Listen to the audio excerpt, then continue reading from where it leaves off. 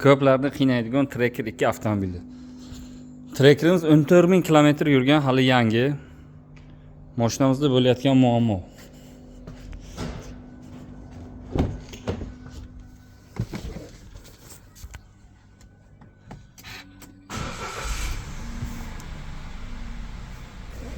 Mashinada cheki yonib qolgan. Mashinamiz dvigatel ограничение deb mashina tortmay yurmayapti. Diagnostika qilyapmiz. Ошибкалari ko'p. Mana shu yerda bo'lgan datchiklarni hammasini alishtirib ko'rdik, lekin mashina yaxshi bo'lmayapti.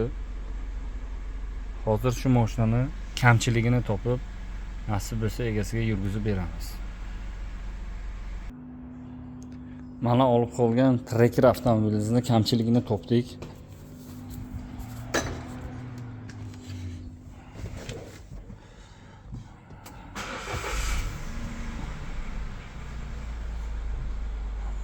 Mashinani ошибкalarini udalt qilamiz. Qo'lnaroz.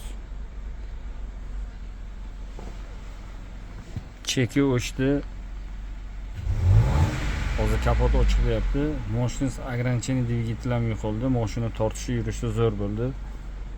Kimda kim shunaqa Trackerda muammo bo'lsa, bizlarga bemalol olib kelishlaringiz mumkin. Maksimal darajada tuzatib, cho'tki qilib, remont qilib beramiz. Trackeri buzilib sarson bo'lgan akalarga videoni yuboramiz. E'tibor uchun rahmat.